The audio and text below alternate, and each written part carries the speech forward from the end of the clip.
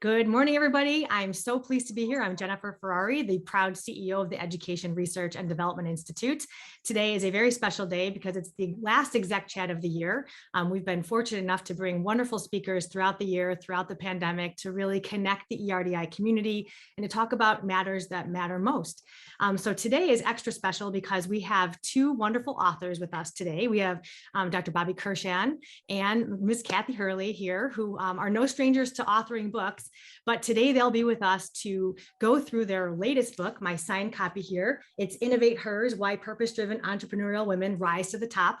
I've been lucky to be a part of this journey from the beginning, and it's been such a wonderful learning opportunity to just hear the data that came out of the experience and to have this community of women learning together in this work. So I'm very excited to introduce to you both Bobbi and Kathy, and I think it would be I'd be remiss to not share that Kathy has an extra special space in ERDI because she's been a part of ERDI for many, many years. As a 45-year education veteran, she's been near and dear to our work since I've joined, and way, way before that. Kathy is also our advisor, a senior advisor, and the chair of our advisory board for ERDI. And most importantly to me, Kathy has really taken me under her wing these last 4 years and has just served as my true mentor. So I'm hopeful that you'll get to talk a little bit about chapter 9 and just the importance of mentorship. And I wanted to say among friends and ERDI members, just how thankful and grateful I am every single day to have Kathy in my corner, someone I can call anytime. We chat often, and what you'll hear from her is that it's about generosity and sharing, and that has just been such a gift to me. So I'm very excited on many levels to turn it over to Bobbi to go ahead and take us through this presentation, and we'll keep this really informal. So they'll present for a bit, but there's lots of opportunities for great conversation and discussion. So please feel free to jump in anytime, and I'm sure you're going to enjoy today. So thank you. Thank you. And we're excited to be here. And we have with us also Laura Smulian, who was our writer, researcher on the book. And as Kathy and I say, this book wouldn't have gotten out without Laura. So, there is no doubt about that. She pulled us all together. She kept us on track, and she found all the errors that we made. So thank you, Laura. And glad to have you join us. So I'm Bobbi Kurshan. I know many of you. I have been involved as long as Kathy has been in the industry. I was some of the early investor in early stage ed tech companies.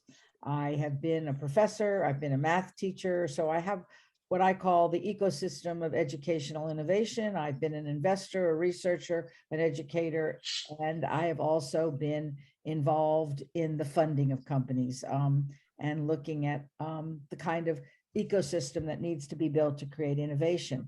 I'm going to let Laura introduce herself, and then we'll get started. Hi, everyone. It's great to be here. Thank you so much for the space. I'm Laura. Hi.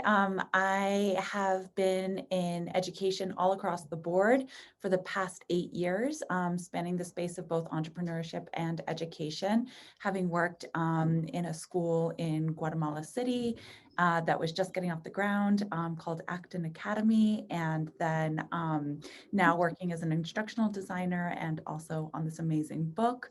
I was lucky enough to meet Bobbi through our program, my master's program at Penn last year, and she recruited me to work on this book, which has been such a journey to learn from both Kathy and Bobbi for the past year and a half.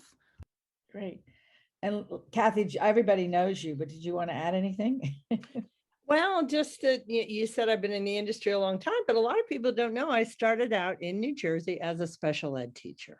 So I think that's really important because every company I've worked for, I've kind of brought in that whole working, with special ed kids. And I went to Harvard to the Advanced Leadership Initiative, and that kind of brought us close to some of the international women that we interviewed. And it's been great working with Bobbi, and I'm still here. I'm still around. Good. And we will talk about the mentorship and how important it is. It's one of the bullets in the presentation.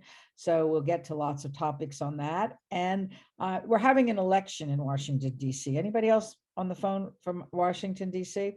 We're having an election. And this morning I was reading up about the candidates. And one of the questions they asked was to please share something we don't know about you. And so I found it very funny because it relates to Kathy. One of the questions, each one of the candidates shared what drink they had, what their drink of choice was. And I always, and I don't know if that will make me vote for any of them, but the mayor says she drinks lemon drops in the summer and martinis in the winter. Or Manhattans. So anyway, there's lots you probably don't know about all of us, but some of it we don't want you to know. So we'll get started. As you know, we spent a lot of time thinking about what we wanted to call this book. That's always a big effort on any author because it's sort of like naming a movie or a book or a child. So anyway, we spent a lot of time thinking about what the name would be. And one of the things we struggled with was we wanted the book to address education, but not just education, because when we said education, people thought of K-12 or higher ed, and they didn't see education in the broad spectrum that it does. So we decided that we'd really look at purpose-driven entrepreneurial women and how they rise to the top. We did a lot of research. And let me quickly go through, we can show you. So one of the driving question for the book was, how can women foster an entrepreneurial mindset to succeed in purpose-driven organizations and businesses?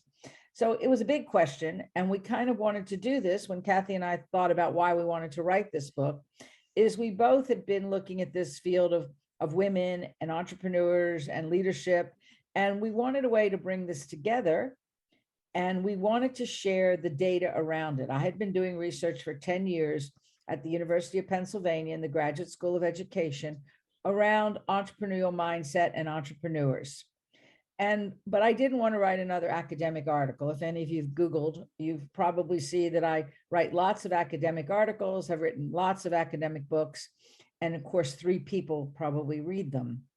And so I decided it was time to write something that maybe more people would get a chance to read and tell stories. And Kathy's a great storyteller. We both have a big network of people that have wonderful stories and journey stories. So that's what we started with. So the entrepreneurial mindset profile guided our approach. It comes from Eckerd College. They've developed it over many, many years. And we put this project in 3 phases. In the first phase, Eckerd College had collected data from over 100,000 entrepreneurs, probably close to 200,000. And these entrepreneurs were from all areas, all industry, all over the world. And they had come up with a scale of personality traits or skills and traits. We then looked at the data from over 250 Masters in Education entrepreneurship students at Penn GSE. We run a master's program, and we gave each of them the profile. When I began to look at that data, I realized that there were some interesting trends that came up, the difference between men and women. Clearly, you'd know that would happen. So it wasn't a surprise that there were differences, but what was a really interesting finding was that where the differences came up, and we'll talk about that in a minute. And the third thing we did was give the women that we identified to interview in the book a self-assessment on their entrepreneurial mindset. And then we had an interview with each innovator. We started out with a list of about 150 women, 100 to 150 people that we thought would be great for the book.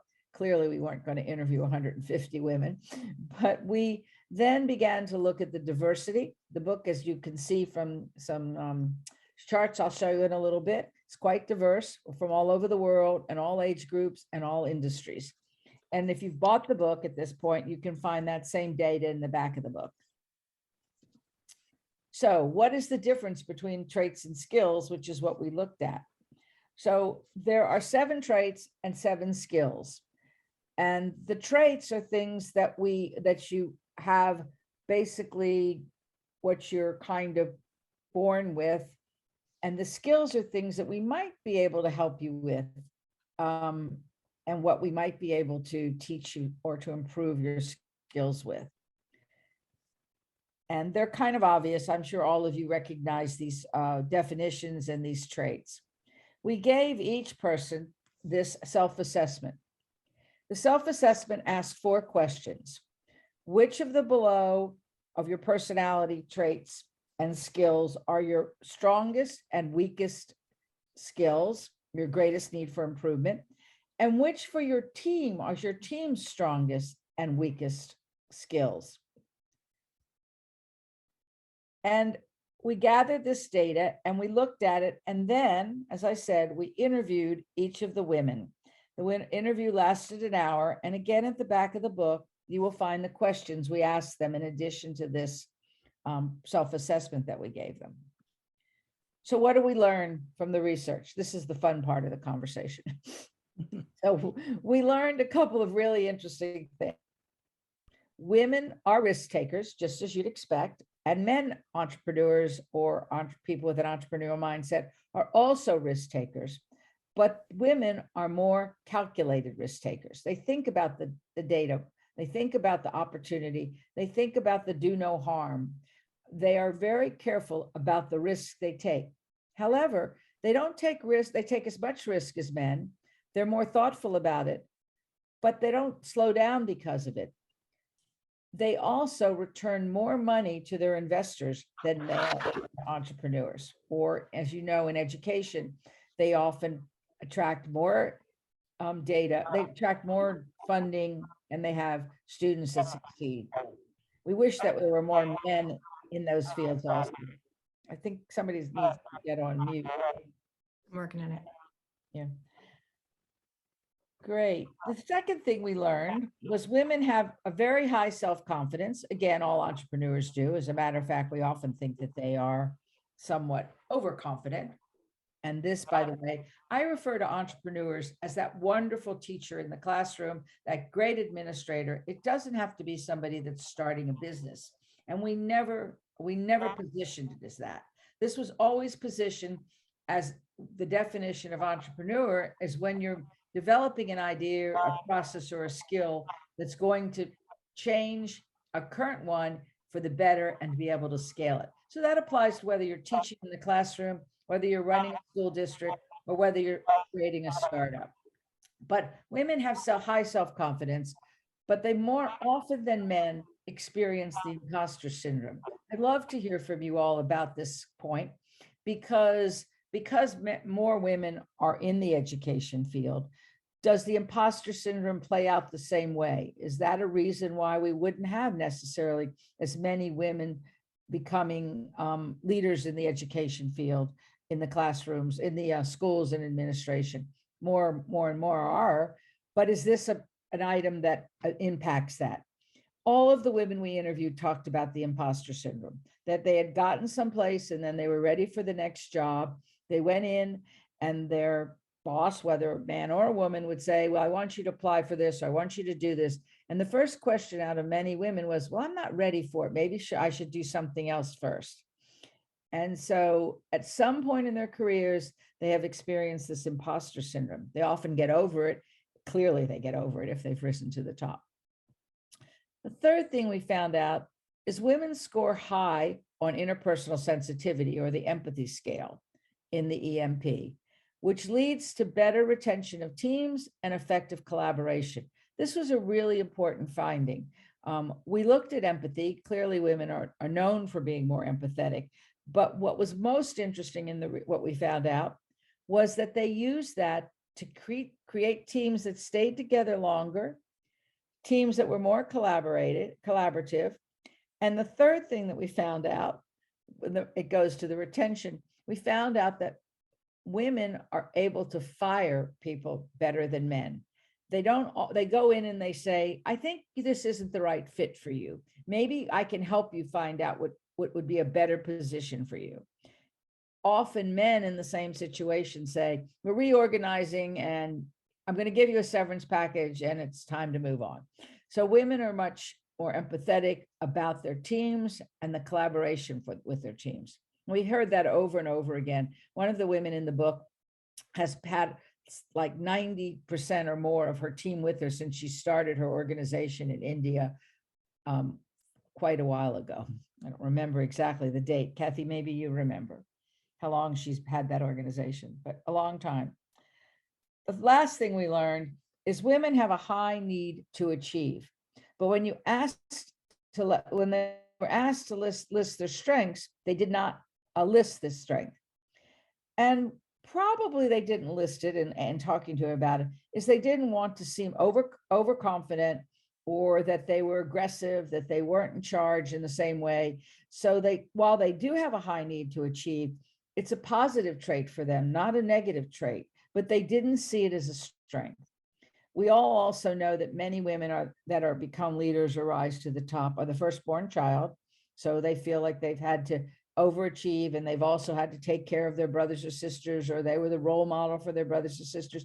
We have many stories in the book that refer to this need to achieve, but none of the people are listed that as one of their strengths. That was kind of a surprise finding for us. Laura, did you want to add something on that? Because you were the one that kind of pointed that out as we looked at the data. I think all of this is, it covers it really nicely, Bobbi. I think one thing that I did want to mention is that out of all of the sectors that we looked at, so, everything from construction all the way to healthcare, obviously education, we found that out of all of the sectors, women are rising to the top, the fastest in education. So out of all education, startups, businesses, nonprofits, women are 30% in leadership positions across the board, which is the most out of any other sector. It's followed closely by healthcare, and then by government, nonprofit, and then it sort of trickles down from there. It's just an interesting statistic to add to the table when we look at why is education such a leader in this aspect and so progressive. That's an important point, and we can talk about it a little bit more later on in the conversation if there's time. Right. And along with that, it's interesting that it is women are in the most leadership positions, but for an industry that is highly run by women, 30% is still a very low number. So we probably can have a long conversation about that and why. So what are some of the key insights that we got from the research in addition to what we learned? The female entrepreneurial mindset drives women's success in purpose-driven organizations, which is what Laura was just referring to. Women with an entrepreneurial mindset are well matched with the skills needed to lead a purpose-driven organization. Women can take concrete actions to overcome barriers, develop their entrepreneurial mindset, and set themselves on a path to rise to the top. And the one that is really important to us, women with great mentors were more likely to rise to the top. And we find that women are less likely, and Kathy, I'm going to ask you to fill in on this, but we find that women are less likely to reach out to find a mentor than a man. They know that that's how they get to the top. Something that we learned, that those that did reach out or did have great mentors rose to the top. Kathy, you want to add to that anything? Well, I think the interesting thing was mentorship came up in every single story that we mentioned, and there are all kinds of mentors. People don't have to look like you. I mean, a lot of people had male mentors, female mentors. Female mentors were really important because women have that issue of work-life balance, and I think it's really important for them to talk to other women who have those same issues. A lot of people say, well, why do women have to have their own group? Well, that's one of the reasons they have to have their own group, because they have different issues that they're dealing with. But I think mentoring was really important. I think, as Bobbi said, people started out with, as they were growing up, having mentors in their family, then joining the workforce, looking for people, whether they were teachers or administrators or in the work in corporations that were looking for mentors who could help them. And I think mentors are everywhere. I think it's important that as you meet with people, you network with different kinds of people, you will find mentors everywhere. And it's a big job to be a mentor, or even to be a mentee. You have to be honest with people. They have to be able to take criticism. So there's a whole lot that we could talk about with mentoring, and we'll kind of get back to that a little bit.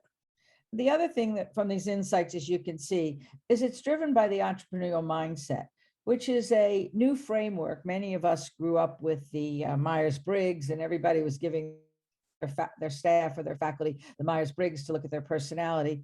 and people still use that. The entrepreneurial mindset profile is a little different than that, but it still gives you a place to start to look at the traits and skills that your employees have, that you have, that helps you drive your organization to the and drives you to the top.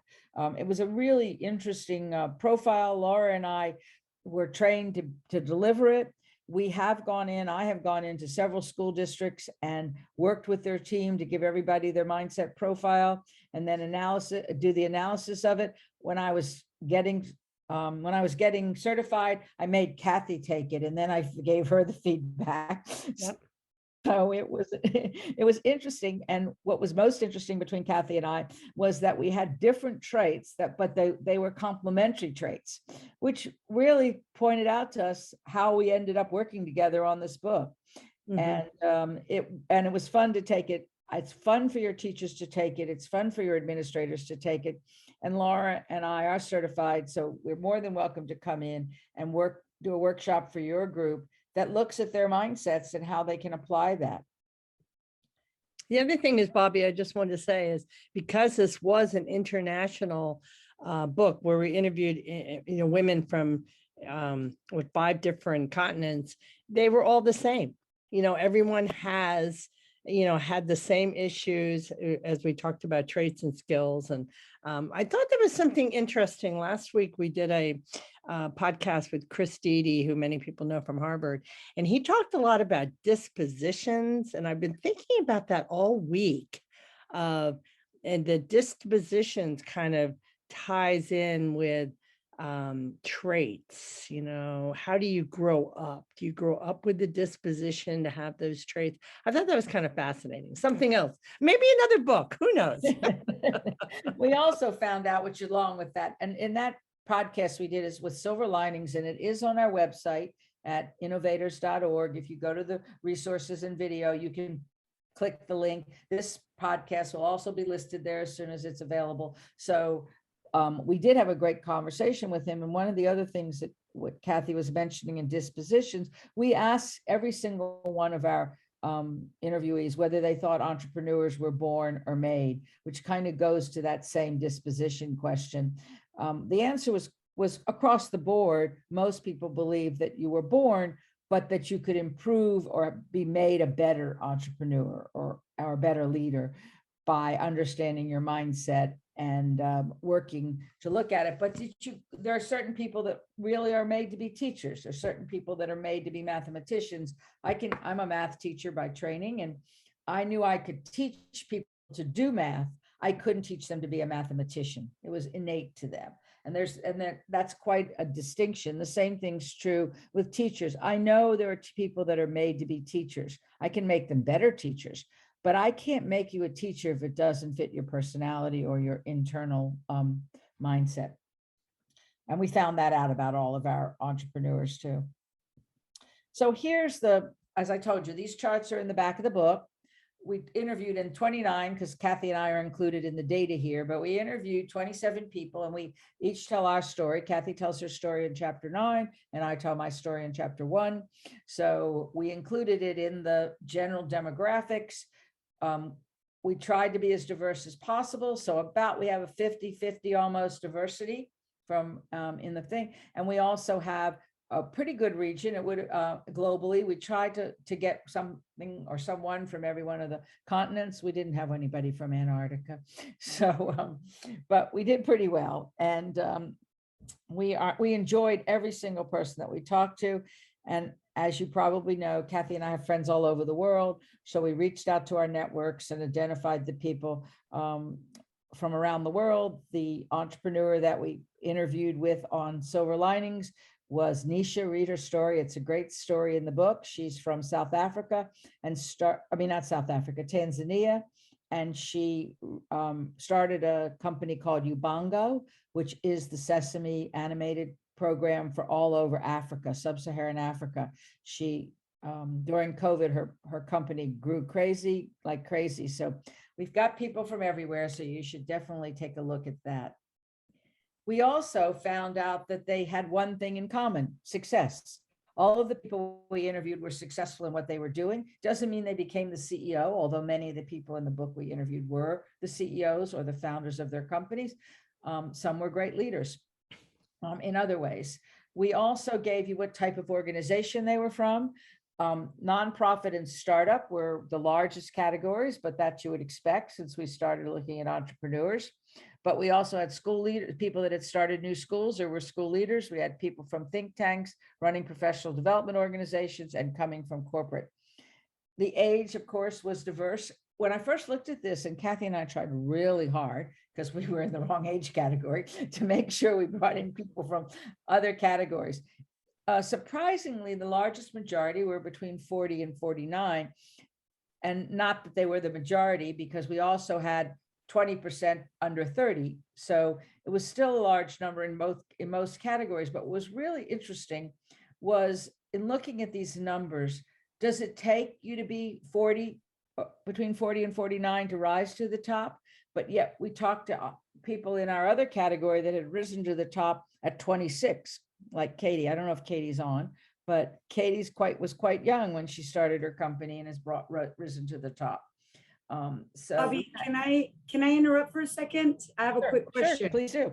Hi, I'm Lucia Borrego. I'm from El Paso, Texas, the Socorro Independent School District. I'm the Chief Academic Officer here. And I actually had a question. I'm curious, the slide before. Can you go back to the slide before? I can. Mm-hmm. So I'm curious, is the ethnicity indicative of the success rate? Are more white women successful than Hispanic and Black women, or this just happens to be the group of women that you chose to interview? Well, I think if you look today, yes, the answer is yes. I serve on the board of a American Public University, which is a large online university. And we have struggled to find women, Black and Hispanic women, to be on our board. But I don't think it's because they haven't risen to the top. I don't think we've identified them as having risen to the top. And we need to do a better job. We finally had just recently added a really great woman to our board who runs the food delivery service of Nestle. I forget the name of it. It's one of those home food delivery services. And she's Latina and she's phenomenal, but we had to look really hard to find her. And I think part of that is they don't have a very good network promoting themselves. Yeah, correct. Second of all, they don't have the mentors that are bringing them to the top.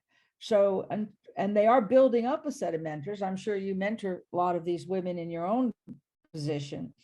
But as we get more mentors in those categories and we get more organizations that identify those women, I don't think it's that they're not at the top. I think they're not identified at the top. And, you know, I found it very interesting. I'm from El Paso, Texas, which is far west Texas, Right, which is very different than the rest of Texas. And we're very sheltered as far as the ethnicity groups. The majority were Latin in El Paso, Texas. So I travel a lot for work. And so as I get out to other parts of the United States, even other parts of Texas, I find, wow, not everybody looks like me in these positions. It's actually quite the opposite. I sit in meetings in Texas with other chief academic officers, and there's very few Latinas and more white. So I was interested in knowing what that correlation was. Thank you so much. Yeah, I know. I think that was a really, really good question, because a lot of the ethnicity was because we had people from different countries. So we had people from South America, we had people from Asia. So I don't think it was so much from the US what the ethnic background was, but that was a very interesting question, and more reasons to really do that kind of networking around, which I know in your example, Alas does a great job with the women's group, but I think to encourage more and more of that, you know, is going to have people sharing information. So that was a very good question. Thank you. Also, I would just jump in really quickly with one more thing. Thank you so much, Bobbi, Kathy, and Lucia for the question. I think one more thing is just about equity of opportunity, that we've seen that it's been unbalanced. And so part of the interesting things that we found in the research is that actually overcoming adversity builds certain entrepreneurial skills, right? So I'll give you an example. I'm probably preaching to the choir here. Persistence, very important in success, right? So when you have more hurdles to overcome, like, ethnic groups who have been historically excluded or underfunded, you also see that they build more entrepreneurial skills. So Lucia, I would even say that there's a wave coming as we recognize these skills as leadership competencies, right? That they've built just as the nature of the fact and their path to the top. I think we're going to see more women who look different, who act differently, who come from diverse backgrounds in the C-suite. And you have to understand that when we picked women, we were already working in the minority of leadership roles, as Laura pointed out with the data. So women gave us a good group to start with as we looked at those that rose to the top. And Kathy's comment about international was very important as we looked at this, because we wanted it to be global, where there is more diversity, clearly. But we worked really hard. And, Kathy and I would come up with people we thought were amazing. And I'd say, but we already have 40 we already have more white women than we want, or we already have too many people from India. Or so picking the final 27, well, we started saying we'd pick 25. We ended up with 27, but picking the final group was a lot driven by making sure we had the diversity we wanted, not because the other women weren't successful. Right. So, and also you can see the age group. And I've thought about this a long time because I'm on the advisory board to Forbes 30 under 30 selection process. So I nominate people all the time to their annual competition on annual awards. And they clearly have had trouble identifying under 30 people because they come back to me often. And I've noticed over the years that the criteria and the boundaries they put in for the education ones of 30 under 30 has broadened from being just people running startups. Now they look at people running schools. And so this is an interesting category differentiation that we talked about. We wanted to make sure we didn't have too many people in the older category or too many people in the younger. And I don't think we clearly said, oh God, they're all going to be more in the 40 to 49. But in retrospect, it's probably because it takes that long to rise to this top and understand your mindset. It doesn't mean we don't have young CEOs, but they're not identified as clearly early on. So. Okay, so as I said, we have a whole bunch of resources available at our website. Please go on and subscribe. If you haven't, you'll get our newsletters. We run webinars like this and participate in webinars all the time. There's an EMP white paper you can download on the site that describes the profile. We have an entrepreneurial mindset podcast series that they run. I blog, Laura blogs. If you all want to, if Jennifer or somebody in your organization wants us to post a blog on this topic, we will post it on our website. Just send it to us. So we're sharing other people's blogs. We have special features on Innovate Hers that are going on, and we're sharing on it everything from the fact that our book was #1 on the Kindle list last week for the downloads. So in Women in Business. And there's also lots of other articles and books that we like and we think that are appropriate. If you have one you want us to add to the resource list, please do it. And as I said before, we are more than willing to and excited to come in, and we run a whole workshop around the EMP and how you can use this self-assessment and the EMP to look at how you want to rise to the top and how the strengths of your team and the weaknesses of your team. Yeah, this is Kathy. I think if you are interested in these kinds of resources, I would just go to innovators.com and sign up for our newsletter. We're getting really good comments on our newsletter, and we are trying to add, like Bobbi said, other resources that are out there that we come and people share with us, so that's really important. And if friends, back to that question about Hispanic, if you know people who are really doing some really interesting things, put it on our website, because we want stories. We really want to share stories of people who've been really innovative and are entrepreneurs. So I All you have encourage to do is click the button, share your story, submit it, and then we'll get it posted, or we might email you back and make sure we have everything right before it gets posted. But we will post, share stories, and that'll be on our resource page. If it's okay, I'd love to just kind of share how it's been such a reflective experience for me. And also the fact that we were managing a pandemic. I know that that wasn't the intention, that you guys started the book pre-pandemic and then kind of weathered the storm, which ended up being a really powerful reflection tool. So, you know, as I've thought about my journey, I was always finding myself in leadership positions, not to go too far on the Wayback Machine, but I was the first patrol girl that got to carry the orange belt. I was the first elementary school president in the class. Things that we kind of broke borders all the time and got through those barriers. But I found, and as I reflected, that I never really went out and got them. You know, I became an AP because I was tapped. I became an assistant principal, that's the AP, a principal because I was tapped. I became an assistant superintendent because people said, we need you over here. And so the mentorship piece, even when I became the president of ERDI, and I was actually a conversation with Kathy, said, oh gosh, I don't know. I'm not sure I'm going to go for the CEO thing. And she said, yes, you are. Yes, you are going to go for the CEO. You have all the skill sets. They're all generalizable. And I think that really helps me reflect on the fact that we can change our mindsets, but you have to do a lot of self-talk. So if you have a little mentor that just pokes you or prods you, that goes such a long way in helping women kind of get over that hump. And then I find myself going through a mental checklist and a self-talk ritual where I say, you can do this, get your foot out the door and go do this. You got this. But it's definitely a challenge. And as I was looking at some of the findings that you had about how women didn't typically identify with need to achieve, although that drives all of us, it almost feels not so nice to say out loud because it feels transactional. And I think tons of us tend to be more as empaths, right? We tend not to look towards the transactional side of the equation. We tend to be more purpose-driven or kind of humanistic. And so those were some interesting reflections that I had on my part. And as I've heard the stories from other women and the times that we've been together since the book is published, it just continues to help fortify my thinking. And I wanted to thank you so much for including me in this wonderful experience.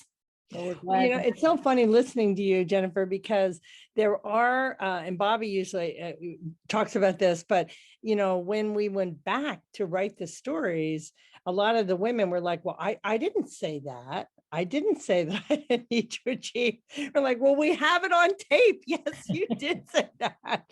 But it almost sounds like, oh, well, that was kind of bragging, or I shouldn't have done that. Where there's kind of almost afraid to say it, and you know, and then we give everybody a chance to, you know, go over it. But I think that's really important, and I think sharing these stories have really been important because we wanted to share the wisdom of all these women through stories so that people could read them and kind of see something about themselves. And that is the feedback we get. It's like, wow, I was reading something from the head of Sesame Street or the CEO of Sesame Street. I realized, wow, I have that. I could do that. So I think sharing the wisdom is really been great through this book.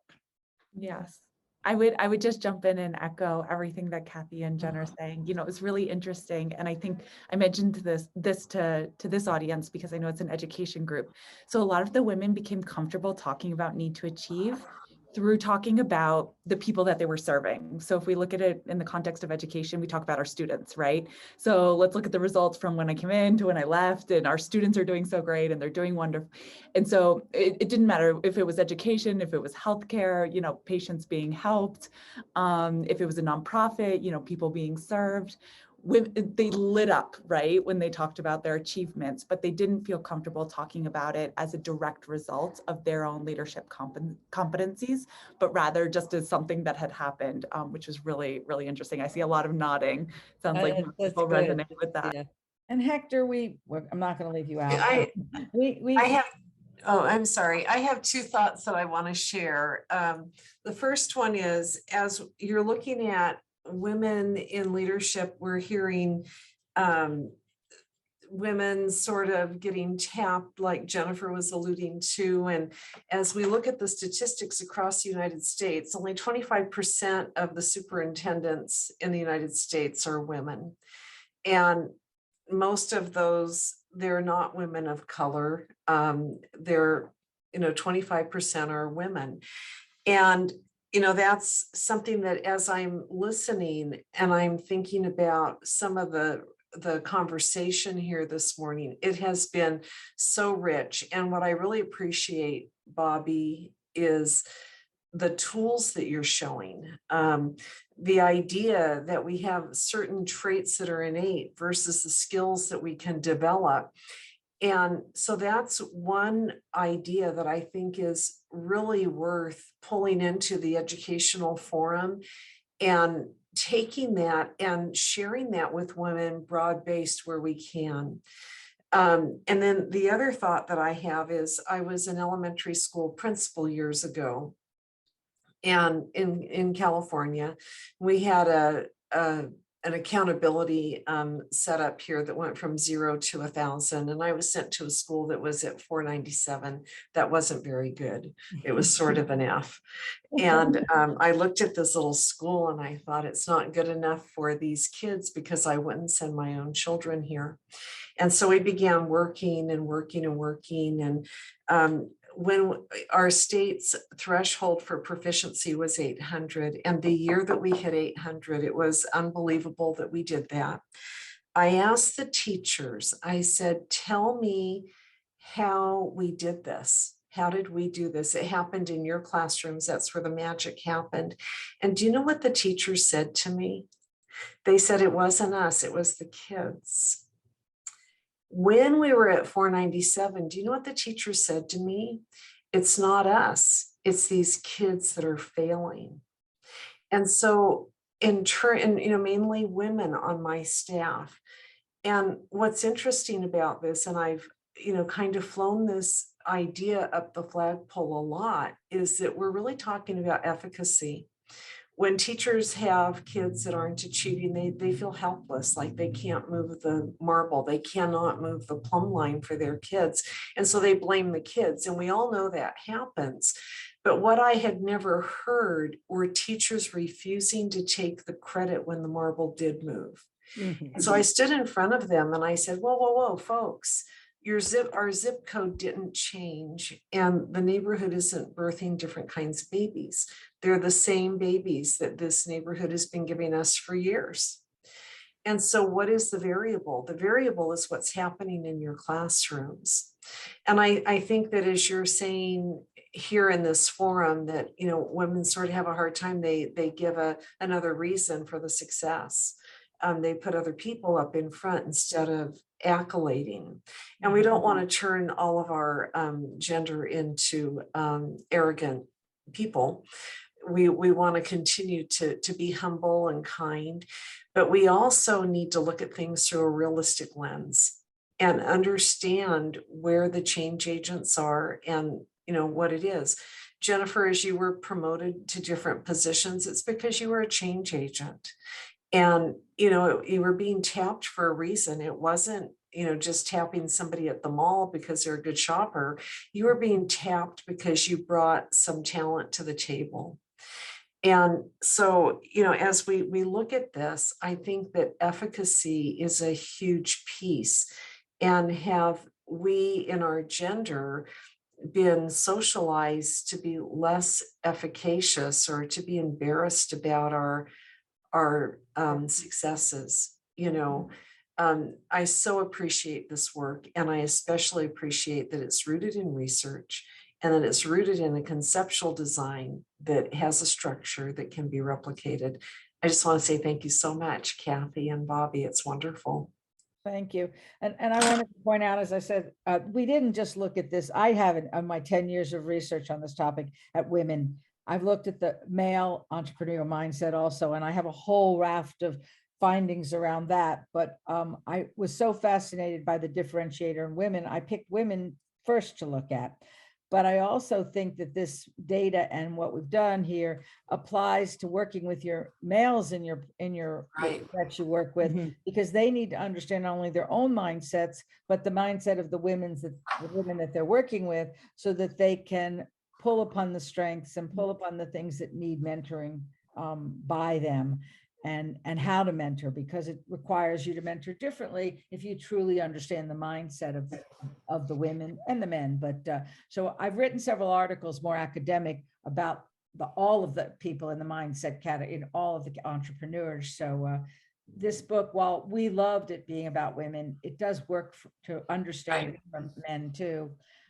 And thank you so much, Sue, Sue, for what you said. Yeah. It really resonated with what we were doing as we wrote this book. I would just like to jump in and say one thing there, Sue, that was really, it definitely was well put. I think that's why it's important to have men and women as mentors. I think that's a really important thing. And I know we all have stories, but I tell the story about, many years ago, I've been in the industry for 50 years. I was offered a job as a president of a company. And I literally said it out loud. I said, maybe in a year, I'll be ready to do that. I'm just not ready. And my male friends were like, Kathy, give it a break. Are you kidding me? Some guy is going to go in there, get that job. He's not going to be as qualified as you, and you're going to be really upset about it. And I'll be darned if that's not what happened. So I think sometimes it's really important to have your, male friend saying, you know what, you just keep that confidence. You can do it. You don't have to say, I'm not ready for this. And I think to add to that, and I think that's very telling, is that to add to that is I think that the male perspective is so different than female perspective. And, Hector, that's on this call, he texted me earlier and goes, why am I the only male on here? And I said, because you're, well, I'm not going to tell you what word I used in Spanish, but meaning he was awesome. And he is a great mentor. He's been a great mentor for me. We work together as the chief technology officer. Now he's a deputy superintendent and me as the chief academic officer, but being able to learn from him. And sometimes I don't understand his perspective. Just yesterday, we were able to have that trust to be able to push back on one another. His perspective on how to lead is very different than my perspective. And so as I was listening today, I've learned so much from him, and I do consider him one of my great mentors, and I'm grateful for that because the way he leads is so different than the way I lead. I'm going to go back to something I said earlier, and that is, mentors are everywhere. And I always say too, you don't have to have a mentor as someone who's above you or you work for. I've had many mentors who've worked for me that I have learned so much from them, and I will tell them, that, you don't have to be, mentors are everywhere around you. And if you really see people who you really admire and really like the way they handle things, go for it. So many things are running through my head right now. And I keep going back to, wow, there's opportunities out there, but as a leader and a woman of color, sometimes we're just exhausted. Because not only are we a leader in our professions, we're leaders in our church, we're leaders in our community. Every reference letter they want you to review, or every research paper, my nieces are emailing me, and I'm thinking, and as a mother, and you're exhausted. So I'm thinking, wow, sometimes they don't know we're here because there's so many people that are pulling on us. And I remember one of my first years as after I got my master's, I remember one of the senior teachers telling me, Lanisa, you may have your master's in ed leadership, but you see that gym teacher down there? He'll get the principalship way before you do, even if he doesn't have the degree. And I was like, wow. And I just, think sometimes about, what does that do to a new teacher who just, fresh out of ed leadership school, and you say that. And I think sometimes it's almost as if they're turning down the volume on your voice. And so sometimes rather than having to fight that fight, you just relinquish it. I remember bringing in someone to say the exact same thing that I had just told all of my literacy coaches. But when I bring a white man in who says the exact same thing, they said, wow, that's fantastic. And they receive it. You know what I'm saying? So those are some of those perspectives. I keep thinking, wow, there's some research opportunities, right? Yeah. Because again, sometimes we're just tapped out because it's like swimming with a weighted vest on. Well, Anissa, you Very make a good important. point, but I think, and part of what we're trying to accomplish at ERDI through our Women's Fellowship Network and just even engagements like this is giving yourself the time to sit with other people like us to just think through possibilities, because you get mired in the day to day, you kind of get overshadowed by the grind of the work that we lead. But it's so important to come up for air once in a while and look out so that you can come back down and feel like you're, repurposed and ready to go. So I'm so glad that you shared that. I feel that all the time in my role, in my work. And I think your other comment about every single one of the women in our book told a similar story of the man, being told that, or being in a situation where the man got the job or somebody else. I tell that as part of my story. And I worked in two fields that were not, or education, but in a different sphere. I was a computer scientist and I was an investment banker. So I was always only the only woman in the room in almost every case. So it was even less the teaching of the number. And I can remember over and over again, either being asked to get the coffee or being asked to take the notes. And finally, I learned that I was not going to do that. I didn't want to be pigeonholed into that job. So the next time somebody asked me, I said, I don't take notes, you take them. Well, it's how you handle those things. Those are tricky, very, very tricky. And but I think one of the things we did find out, which I also thought was very interesting, is people, when they said who in your family is the reason you're an entrepreneur, a lot of people in leadership will say my dad, but in this case, the majority said their mother. And the reason was always the same. I saw my mother be a mother. She was a wife. She ran the PTA. She worked outside the house. She was on the committees. And it was like that really came out that women can juggle all these things and get it done. And so I was really happy to hear that as they talked about that, because I would have said the same thing about, my mother. And, as you get older, you think, wow, how did she do all that? But as Larissa said, you don't want that to be what you want, to be able to have a balanced life. And I think we can now ask for that more clearly. And we can say, I don't want to take on all those jobs. I want somebody else to, and mentor that person to do it. I mean, working with Laura was talking about mentors, working with Laura, she was a great mentor to me. I hope I was a mentor to her. But I think that there was that kind of understanding that I went to Kathy about halfway into this book and I said, I can't do this anymore. I do not want to write all of this by myself. And I said, I'm going to hire somebody. And if you don't want to do that, we'll have to figure out what to do. Of course, Kathy said, yes. Yeah, we were going back and forth, and because we're very different, and we're looking at things, and we thought, no, we have to bring in somebody young and smart who can really put all of this together, because it would have taken us 10 years to really work on this. So Laura was great.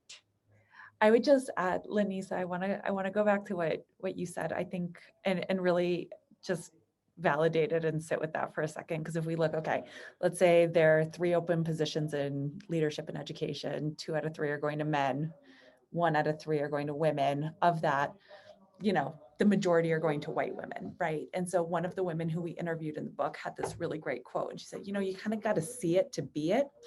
So you have to be able to see women who look like you, who are represented by your ethnicity or by your age group or by, your background, socioeconomic, et cetera, to be able to think that you can achieve it, right? And so there is a lot of weight, I would say, especially on women of color, because there are so few in leadership positions, to carry that model, okay, I'm in charge, and like the girl boss idea, right? But as Jen was saying, I think that this is so important to have these spaces to talk about it and say, hey, there is a toll that comes with that, right? There is a toll that comes with being a trailblazer. And I think anyone on the call who has been a trailblazer, who's been the first to do something, there is a consequence to that. And we did hear, a lot about burnout, especially from women of color. The book, there are a few stories. Specifically, I'm thinking about Joycey John, who ran that organization in England, just talking about how it's a constant thing to be managing, in addition to everything else that women are managing. It's an additional burden. And so I would say these spaces and just being able to let it out are crucial. Absolutely. Well, our time is coming to a close, and I would like to just thank everyone for being here. We'll be able to continue the conversation at the Women's Breakfast in July, so I look forward to that. And I would also just like to thank both of you for participating, and Laura for being a part of this as well. I will end by saying the stories that you tell in everyday conversations over a great cup of coffee go a long way. I'll never forget hearing Marilyn Schutz talk about her first credit card. Now she had to have a mail signer. And I heard the story about Kathy and how she went in and negotiated her company car. And just these real stories and experiences that bring these things to life make all the difference for those of us that are aspiring to climb and to make a difference in the world. So thank you for sharing your rich stories. Thanks to all the women who participated, and thanks to each of you for being a part of it. I really appreciate you.